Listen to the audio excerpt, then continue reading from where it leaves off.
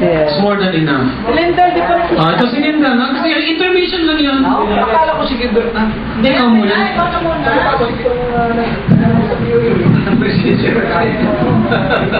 Lindel's Life. Lindel's Life. Sige. Siyempre, sa edad kong ito, ano? Sa edad natin ito. Magsalita, talaga matanda na. Kung minsan, there are times na tinitingnan ko rin kung ano yung maging achievement ko sa buhay. Siguro ganun din kayo, no? We are growing old, no? We are growing old, sabi nga narinig ko yung kanina. But that's really all. Growing old, but getting wiser. Getting wiser. Exactly. Exactly. Are you sure?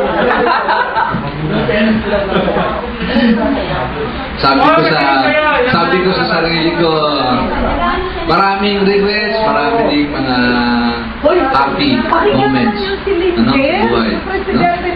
Kasi nung maka-graduate tayo, siguro yung first 5 years to parang happy-go-lucky pa rin ako eh. Even when you were already married?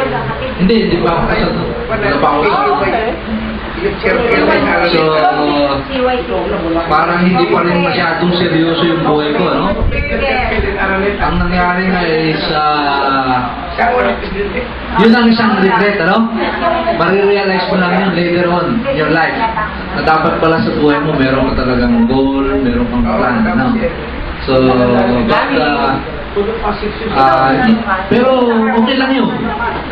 Part ng buhay yun eh. No? Part ng buhay yun.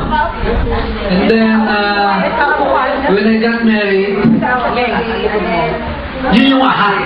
Sabi nila. Aha. Aha! Ano yung ginagawa mo? Ano? Where are you now? So, siyempre, kaya nga parang kayo ang ginawa ko. Siguro dapat mag-isip-isip na ako, no? Kasi yung last 5 years ko parang You enjoyed life. I was earning money, but I was enjoying money. I was enjoying it. Walang direction. I didn't have any saving. Tapos parang walang direction pa rin yung buhay. Pero masaya. Kasi enjoy lang ito eh, no? Pero nung magkasawa na ako, sabi ko, ako na kung ginawa, naka-abroad agad ako eh. Kailangan buhayin ko yung pamilya ko eh. Taga saan siya? Taga doon sa Laguna. Saan kayo nag-meet? Actually, nung masyado akong na-mesmerize sa inyo. Kasi nakasama ko kayo eh. Actually, may girlfriend ako noon, nung high school. Matagal na kami kasama. Eh, nung napunta ako sa Manila, parang nalimutan ko siya. That is one thing that I regret, ano? Kasi parang hindi maganda yun, ano? Siguro dahil ang gaganda ninyo. Ang sarap ninyo kasama. Sino naman niligawan mo? Yun na, parang ganun yung buhay ko. And then later on, pag naiisip ko, sabi ko parang, ano, hindi maganda yung ginawa ko pala, no? Kasi I was looking for somebody, meron naman mamasa, talagang pinupuntang ko ako dun. Tapos hindi ko sa and she was a very successful woman now. Sabi naman nila, ano eh. Pero, in contact ko. Hindi, pero ano yan, yun yung story, and then sabi ko nga yung yun, nung when I got married, parang ahayo na isip ko, siguro dapat mag-seryoso na ako sa buhay. Kaya inisip ko pumunta ako sa abroad. I went to Saudi Arabia for 2 years, for 2.5 years. Oh, pero ano lang yun, gusto ko lang talagang patunayan doon sa asawa ko na ano, Kaya mo. seryoso ko, kaya ko silang Kaya mo, improvise. pero bumalik din ako kasi hindi ako gusto ko talaga dito sa Pilipinas. Parang hindi ako masaya doon na nakakulong ka doon sa So, pasensya na kayo, parang yun, parang nawala na tayo sa sirkulasyon, no? So, but I'm very proud.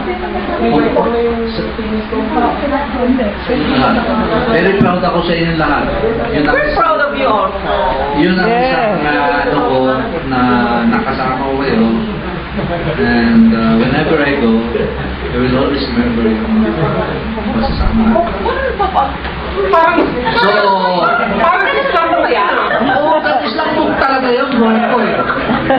And then, dahil may pamilya na ako, parang seryoso. Parang seryoso. Ganun. Ilang taon ang youngest mo? Youngest ko is very young, 10 or Ilan naman ko pa yun? pangalan ko 22. Ilan ang age gap niya ni Mrs. Bakit mo Mga pinanong? 7. Yun naman siya tanda. Yun na ang pagkakamali ko. Kasi iniisip ko na siguro dapat medyo may spacing. Ilan Dapat anak mo? Ilan anak mo? tatlo. Pero ang spacing niya 22. Then yung isa siguro 16. Yung isa mga 10. Ay hindi maganda pala yung ganun. Kasi dapat pala magkakatabi sila. So that they will play. Ay, sabi na. Parang close sila.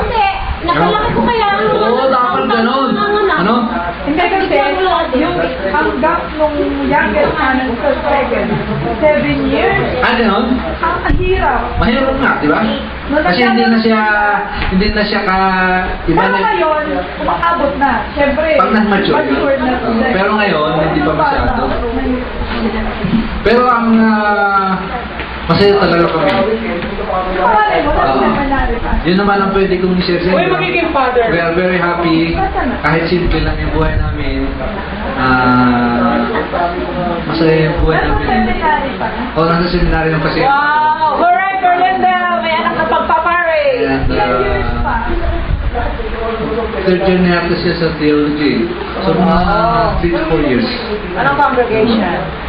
Dun sa, dito sa EDSA, Ano? Carlos Seminary. Father Tagle. Yung isa ko namang anak, magka-college pala. Kaya tawa ako si Vin kasi lahat na yata ng university nag-exam siya sa Tuneo, sa UP. Sabi ko sa Lasal, sabi ko, finally, pag hindi ko pumasa sa lahat na yan, doon ko pag-aaral sa Binyan, sa isang university. Lalaki. Babae. Yun ang pinaka ano siya, yung active siya. Active. Kasi leader siya. Yun namang bunsoy. Siyempre, ang maganda nito, kasi maliit pa yung anak ko, parang na ako lolo. Ganun. So, naisip ko, sa buhay kong ito, ngayon ko lang naiisip ganun. Kung minsan naiisip ko na ito ba yung success ng buhay. No? Is it the material? Is it the yung relationship mo? Family? Pero naisip, ang pinaka-importante na lesson, ang ano talaga importante yung family. And then yung friends. You know? Kasi pag naghihirap ka sa buhay mo wala ka talaga pumunta mo din Family. Tsaka yung mga kaibigan. That's when you feel your sense of being mo. Pero kung yun namang trabaho ko, yung mga naging trabaho ko, Support system. na-apply ko rin yung engineering. Then later on, sa NGO kasi ako nagtatrabaho ngayon. Sa isang international. So yun, natuto ako ng mga advocacy ko na ang advocacy namin sa aming NGO is yung food sovereignty,